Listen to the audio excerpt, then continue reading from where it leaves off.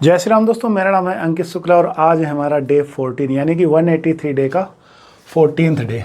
Okay so guys, question हमारा है IIT 2024 का क्वेश्चन है एडवांस का, ठीक है ना। इंटीजर टाइप में है तो आंसर देना आसान है क्योंकि इंटीजर टाइप में हमारा आंसर जल्दी आता है ऑब्जेक्टिव के कंपेयर में।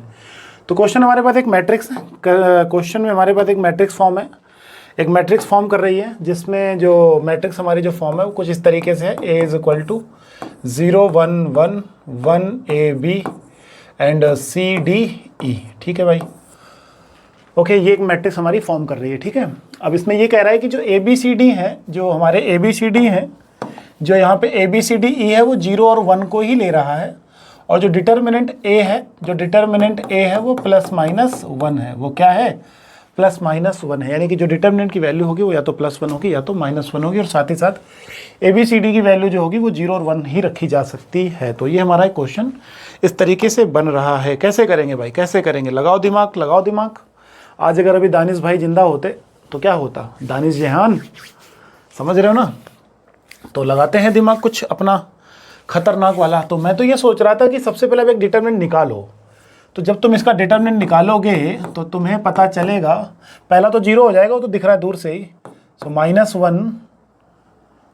वन ई माइनस डी, और जब तुम C के लिए निकालोगे तो ये मिलेगा B माइनस ए। क्या मिलेगा? B माइनस ए, ठीक है। और इसका मतलब है कि D minus E plus C B minus A is equal to मिलेगा प्लस माइनस 1, जो कि हमें दिया गया है, ठीक है। हमारी बात यहाँ तक तो बन गई। अब हम केस बनाते हैं। पहला केस लेते हैं, केस 1 ये है कि अगर मैं C की वैल्यू 0 डाल दूँ, C की वैल्यू क्या डाल दूँ? 0 डाल दूँ। तो जब मैं C की वैल्यू 0 डालूंगा, क्योंकि मैं ABCD E 0 और 1 ही ले सकते हैं, तो मैं C की वैल्यू पहले 0 डालता हूँ। जैसे ही 0 डालूंगा तो D माइनस ई जो होगा वो प्लस माइनस 1 होगा। इसका मतलब है कि जो D है वो क्या लेगा? 0 1 लेगा या फिर 1 0 लेगा, ठीक है ना। D और E की बात कर रहा हूँ मैं। D और E जो सेट हमारे लेंगे वो इस तरीके की वैल्यू लेंगे, ठीक है ना। तो दो वैल्यू ये हो गई। इसी तरीके से B के लिए भी हमारे पास दो वैल्यू होंगी और A के लिए भी हमारे पास दो वैल्यू होंगी। तो टू सेट हमारे पास ये हो गए, 2 सेट B के लिए हो जाएंगे। अगर C 0 होने के बाद भी B भी तो सिलेक्ट करना पड़ेगा ना, और एक कंडीशन ये हो जाएगा। तो टोटल 8 कंडीशन हमारे पास ये हो जाएंगी। समझ रहे हो ना भाई साहब? ठीक है ना, समझ रहे हो ना? तो इस तरीके से हमारी कहानी बन जाएगी, ठीक है ना। ये हमारे पास 8 केस आ गए। अब एक केस 2 दूसरा लेते हैं, एक केस 2 लेते हैं। एक क्या लेते हैं? केस 2 लेते हैं। वो केस 2 क्या होगा? केस 2 में कहानी कुछ ऐसी होगी कि एक बार तो C की वैल्यू मैंने 0 ले ली, एक बार C की वैल्यू मैं 1 लेता हूँ। क्या लेता हूँ? 1 लेता हूँ। तो जब मैं C की वैल्यू 1 लूँगा तो मेरे भाई कंडीशन कुछ ऐसी बनेगी, D minus E plus B minus A is equal to plus minus 1। ये कंडीशन हमारे पास बन करके आएगी जब मैं C इज इक्वल टू क्या लूँगा? 1 लूँगा। ठीक है सर जी, यहाँ तक तो हमारी आपकी बात पक्की, नक्की मतलब समझ आ गया। यहाँ तक तो मैं आपकी बात समझ आ गई। तो बना लो सेट। अब सेट बनाने में कोई दिक्कत नहीं, ABCD में 4 नंबर चुन ले। तो अब मैं ये सोच रहा था कि अगर मैं एक सेट लेता हूँ 1 1 1 0, मतलब मान लो A की वैल्यू 1 ले ली, B की वैल्यू 1 ले ली, D की वैल्यू 1 ले ली, E की वैल्यू 0 ले ली, तो 1 1 कैंसिल, 1 मिल जाएगा, कोई दिक्कत नहीं। सही है, हमारा आंसर सही है। एक सेट हम ले लेते हैं 1 1 0 1, एक सेट लेते हैं 1 1 0 1। तो जैसे ही 1 1 0 1 रखेंगे तो एक 1 हो जाएगा, एक 1 हो जाएगा, एक 0 और एक फिर माइनस 1 1 कैंसिल, आंसर माइनस 1 आ जाएगा। यानी ये सेट भी हमारा सही है, ये सेट भी हमारा सही है, ठीक है।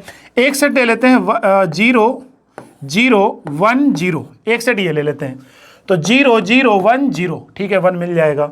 एक सेट लेते हैं 0 0 0 1, तो 0 0 0 1 यानी माइनस 1 मिल जाएगा। इतने ही केस पॉसिबल हैं। अगर तुम 1 1 0 0 लेने जाओगे तो 1 1 0 0 लेने जाओगे, नहीं बनेगा। 0 0 1 1 लेने जाओगे, नहीं बनेगा। तो यही केस पॉसिबल है, ठीक है ना। तो हमारे पास ये केस कितने हो गए? 4 केस ये हो गए, और 2 मैप हमारे पास है, तो 4 2 जा 8 केस हमारे पास ये हो गए, 8 केस हमारे पास ये हो गए। समझ आया कि नहीं आया? तो टोटल केस कितने हो गए 8 + 8 16 केस हमारे पास होगा। तो जो इसका आंसर होगा वो 16 होगा। जो इसका आंसर होगा वो क्या होगा 16 होगा। ठीक है ना, 4 केस, ये जितने केस होंगे उतने एलिमेंट का मल्टीप्लाई करते हैं। 2 एलिमेंट है, 4 केस है, तो 4 2 जा 8। सेम थिंग यहाँ पर की थी, तो 2 2 जा 4 2 जा 8। 2 केस हमने यहाँ पे आपको निकाल के दिखा भी दिए थे। समझ रहे हो? तो इस तरीके से जो टोटल केस बनेंगे वो 16 बनेंगे। इस तरीके से हमारा जो इंटीजर टाइप का 4 नंबर है, इस तरीके से आप घसीट सकते हो। समझ आया कि नहीं आया? उम्मीद है कि समझ आ गया होगा। मिलते हैं नेक्स्ट डे में, यानी कि डे 15 में। तब तक के लिए thank you so much to आप सभी का। जय श्री राम, जय हिंद।